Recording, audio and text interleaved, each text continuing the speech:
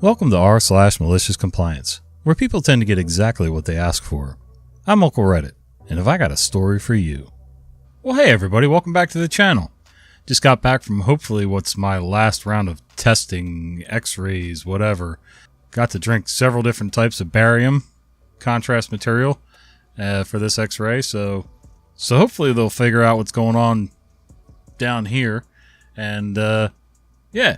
Other than that, feeling pretty decent today, and let's read some malicious compliance. HR discovers that subjective rules can be applied subjectively, much to their annoyance. Here's a story from a while ago with malicious compliance on the part of my manager. It was just after 2000, and as I was working in IT, there had been a busy year leading up to the millennium. Now everyone was looking to get back to normal. The company had other plans for us and decided to make a third of the IT staff redundant. In my team of 12, this meant 4 of us. This wasn't really a problem, as even though I had just moved into IT a few years earlier, the job market was booming and getting a new job would be easy. This HR move was a bit of a surprise as we were very busy. Lots of the routine projects had been put on hold, so lots of catching up. But whatever. They knew best. Redundancy with this company offered a month's salary per year of service, way over the legal minimum. They were offering for me a year's salary tax-free, mostly, to find a better paying job elsewhere. An offer that would be hard to say no to. Unfortunately, they were not going to ask. The way redundancy works for this company, in the UK, is that all the occupants of the role are ranked by very carefully selected criteria, and the lowest ranked are goners. The way the criteria are selected are to make them very subjective and capable of withstanding any legal challenge that might lead to an industrial tribunal. If there was one thing HR hated above all, it was legal hassles. Criteria would be things like expected to be able to contribute well in other divisions of the company, and other such evidence-free bollocks. Why this weird approach from HR? It isn't as daft as it may appear. When trying to reduce headcount, the options in the UK are natural wastage, offering early retirement, offering voluntary redundancy, or having compulsory redundancies. In a team role in IT at this time, what tends to happen is that nobody's old enough to retire, and offering early retirement was actually expensive as it was based on a generous company policy.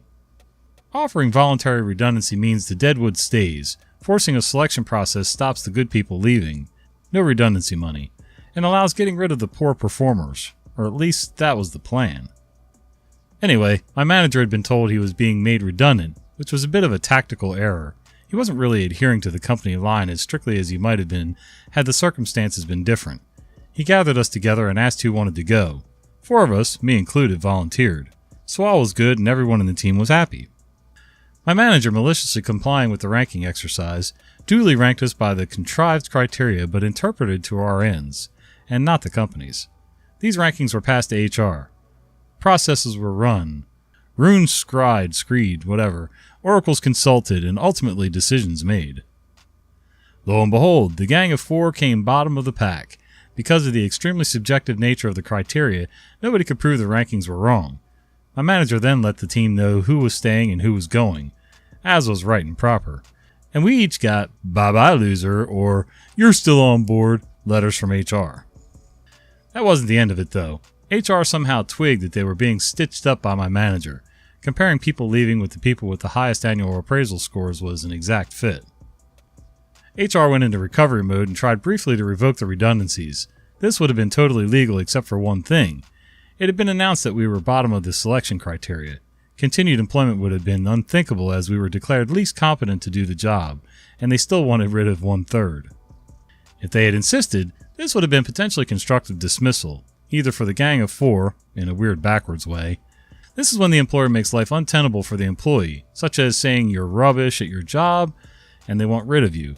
Or, if another 4 were selected, then obviously the process was flawed, and they claim unfair dismissal, company not complying with its own processes. Considering the entire rigmarole, particularly the selection criteria ruse, was designed to avoid legal hassles, they were painted into a corner and had to let the 4 of us go. So thanks Dave for playing the system so well to get the outcome the employees and not what HR wanted. Epilogue. It was, as expected, easy to get a new job in those halcyon days. I had decided to take 3 months off, but a really attractive role came up. I started 5 weeks later and have been there ever since. Epilogue 2. Eventually, talking to my friends who stayed this round of redundancies was, as I sort of suspected, the precursor to eventual outsourcing. This was very much in vogue back then. About 2 to 3 years later, the overly slimmed down organization was transferred, called TUPE in the UK, TUPE, all caps. Oh, transfer of undertaking, protection of employment, to an outsourcer. A bullet dodge there. TUPE means you transfer on your current pay and conditions, and you will rot with that salary, etc., until it is worse than your new employer's standard T&Cs. No pay raises, bonuses, increased holiday entitlement, nothing. This obviously also ends in another the Deadwood stays situation, as anyone who can get another job will as soon as the market moves past them. Yeah, it sounds like your manager's pretty quick on his feet. That was good for you. And it sounded like everybody who stayed wanted to stay, so, I don't see the harm. Yeah, I've worked for a few companies in the past who thought they were so slick and had all their bases covered, and just to find out that, there's always a way to work that system so that you get the outcome you want. There was a company I worked for about, 22, 23 years ago. Nationwide company. It was getting ready to fold up.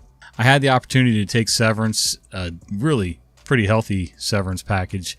But, I thought the company was going to be able to hang in there. I was young and dumb. What do you want? Anyway, so I hung on thinking, keep the job, save the office, blah, blah, blah. Thought I was doing a good thing and got screwed in the process. What are you going to do? Leave management.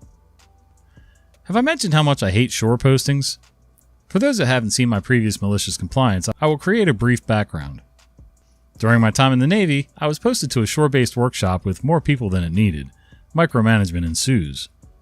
So on this given day in the workshop at our morning muster, the chief announces, anyone with more than 30 days annual leave needs to start taking leave to get their leave balance down. Me with 75 days at this time, why? Chief. It's a directive from Chief of the Navy. So, me being me, I go look up the books, specifically the Pay and Conditions Manual, Pac-Man. Fast forward 3 days, I get called into Chief's office. Chief, why haven't you put leave in? Me, I don't want to. Chief, didn't you hear me say it was a directive from the Chief of Navy? Me, yes, but that directive isn't lawful. Chief, his blood pressure visibly rising. What the F do you mean? Me, in accordance with Pac-Man, I quoted the specific reference, I cannot be compelled to take annual leave. Chief, get out! To be honest, by this stage I was just seeing how many buttons I could push. In that workshop, we had to make our own entertainment. 2 hours later, I was called up to my divisional officer, DO. The conversation was more or less a carbon copy of the conversation I had with my chief, perhaps a bit less four-letter Anglo-Saxon verbiage. For the next week, I don't hear a peep. I know this isn't over. I have planned the next few things I can and will do depending on how my chain of command proceeds. The next week, one of my petty officers, being from New Zealand originally, we naturally called him Kiwi, came back from leave. We had worked together a few times and had a good rapport as a result, so of course my chief sent him to try and thwart my evil plans. P.O. Phil agrees, Daddy. We need to chat. Me. Hey, Kiwi. They sending in the big guns to beat me down now, huh? P.O. So you know what this is about? Me. Yup. P.O. You do realize they're talking about charging you. Me. What's the charge? P.O. Failure to comply with a lawful general order. Me. The order isn't lawful. The charge wouldn't stick. Even if it did, what would the punishment be? Stoppage of leave? P.O. You're just doing this to cause problems, aren't you? Me. No, I genuinely don't want to take any leave. I can't really afford to go anywhere, so I'd just be spending a week sitting on my arse bored to shit. I can do that here and not lose any of my accrued leave. P.O. Okay, you don't have to take all your leave at once, just start taking some. It'll take the heat off the entire chain of command, and those above might be less inclined to launch you into space without the benefit of a spacesuit. Me. Okay, Kiwi, I'll think about it. I had actually thought about it. When posted ashore, we accrue approximately 0.8 days of annual leave per fortnight, which works out to be a bit over 1.6 days a month. So a few days later, I put in the leave request through the online system for the first Monday of the next month. My leave dates were the Saturday, Sunday, and Monday, so A, it looks like I'm taking 3 days, but I'm only taking 1, and B, so I couldn't get rostered for duty on that weekend. Leave approved. I enjoy my 3-day weekend. The next month, same thing. The sharper ones in the crowd see what's happening. My leave balance is still going up, not down, just slower than it was before. After about 3 months, I get asked why I'm not putting anything in the reason for leave section of the online form. I point to the line in the form that says quite clearly that reasons don't need to be provided for annual leave requests. Please just put something in that space. So the next month, reason for leave, mental health day. 2 months of that, then please don't put that in. So the next month, reason for leave. They're making me do this. I don't want to. That made them angry. The ear blistering I got for that one is definitely not PG, but the point was made on both sides. From then on, my 1 day off a month was leave management. They were so happy when I got a C posting later that year. I still wonder if they ever realized that I wasn't actually getting my leave balance down. What did I do with my Mondays off work? Day drinking. I actually found a venue near the biggest markets in the state that has lingerie waitresses from 9 a.m. to noon on Mondays, plus a few other places that had similar service over lunch and the early afternoon. Good times. Middle management in the Navy isn't really any different than middle management in any other corporation in the world. Every boss has a boss over them who's beating on them to get numbers down or numbers up. There's always some reason, that the books look like crap or whatever, and they need you guys to take up for it. And they think they can do whatever they want to get you to comply, but hey, every entity, including the Navy, has its rules. So as long as you know those rules and play inside the ropes, no problem. Croatian bureaucracy birth certificate. I was born in Croatia and moved to the US like 35 years ago. I needed my birth certificate for some real estate transaction.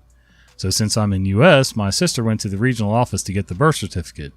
She knows that the bureaucracy in Croatia is horrible, but her trick is to come in about 5 to 10 minutes before closing, because they're eager to go home, so they don't complicate things as much as they usually do. So here's their conversation. Sister, good afternoon. Lady behind the counter, good afternoon. Sister, I'm here to get the birth certificate for my brother. Lady, sure, we can do that. Was he ever married? Sister, yes, he is married. Lady, oh, sorry, we need the marriage certificate to verify that he did not change his last name. You have to go to this address to get the marriage certificate. Sister, silently thinking. Would you mind if we start again? Lady, no problem. Sister, good afternoon. Lady, good afternoon. Sister, I'm here to get the birth certificate for my brother. Lady, sure, we can do that. Was he ever married? Sister, no, never. Lady, here you go. Have a nice evening. Sister, you too. I live in the USA for too long. I would have never thought about this. Practical compliance. That's funny. You can't do that here. Hey, can we start over again? No. Once that person on the other side, now it's glass, bulletproof glass in most places. Once that lady on the other side hears you say that they were married, that's it. You're done. Unless you come back another day and they either forget or somebody else is working the front window, then yeah, there are no do-overs.